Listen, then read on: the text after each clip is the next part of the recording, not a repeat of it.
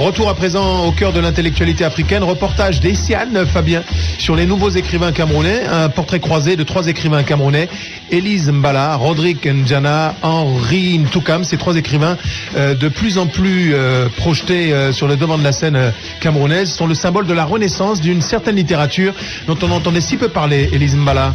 Une nuit dans les Sissongo, c'est un titre accrocheur et qui va parler beaucoup aux Camerounais qui savent ce que c'est que les Sissongo. Et les autres lecteurs aimeraient savoir aussi ce que c'est que les Sissongo. Elle s'appelle Élise Mbala Meka. Il faudrait plus de communication sur le sujet pour que les jeunes puissent s'y intéresser. Ça fait partie de l'un de mes combats. Vulgariser la chose et puis lui donner un côté sexy entre guillemets. Lui, c'est Rodrigue Njana. Je pense pour ma part que pour faire une bonne société, il faut discipliner la femme. Si la femme est disciplinée, on formera une société formidable. Henri Ntoukam est un critique littéraire. Ces 3 écrivains ont la particularité d'être tous à leur première publication et d'être des écrivains engagés. Ils sont les plus en vue de l'establishment littéraire camerounais du moment. L'amour, la politique et les faits de société sont leurs thèmes. Explication d'Élise Mbala, auteur du livre Une nuit dans les Sissongo. Les Sissongo, ce sont des hautes herbes qui poussent le long des routes au Cameroun. Ces herbes sont hautes et forment de grosses touffes derrière lesquelles on peut se cacher.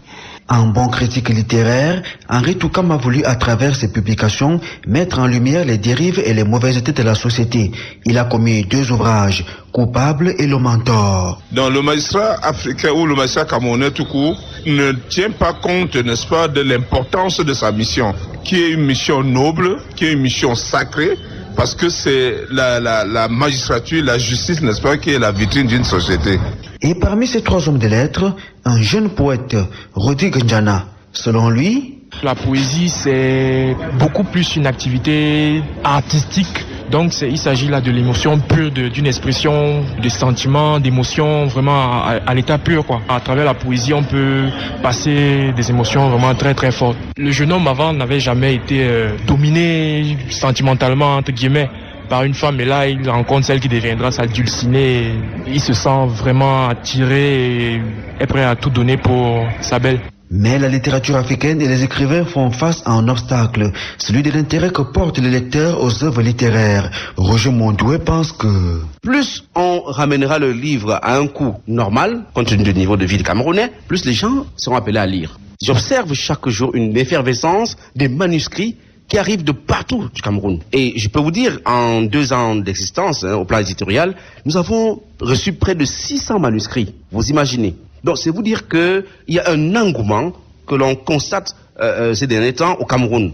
Le Cameroun renaît en matière de littérature. Si on encourage les bibliothèques dans les écoles primaires, dans les lycées, dans les universités, on renouvelle les stocks tout le temps, on encourage les écrivains. Mais je crois que l'écriture et même la lecture iront de pair.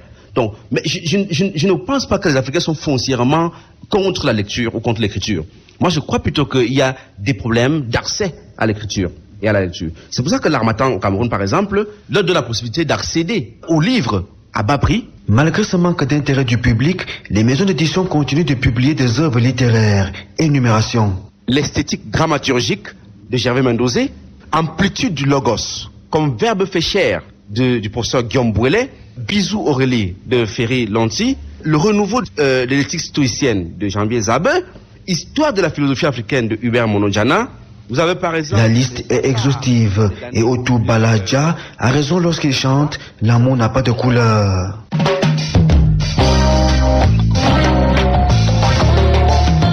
Du bébé au plus âgé, on a tous besoin d'amour pour se sentir... Meka, Rodrigue Njana et Henri Ntoukam sur RFI, plein sud entre littérature et musique. Justement, nous restons au cœur du Cameroun tout entier, pendant que les oiseaux gazouillent avec ce tube interplanétaire de Guy Lobet. Oh mon ami à moi, c'est le titre, écoute ça.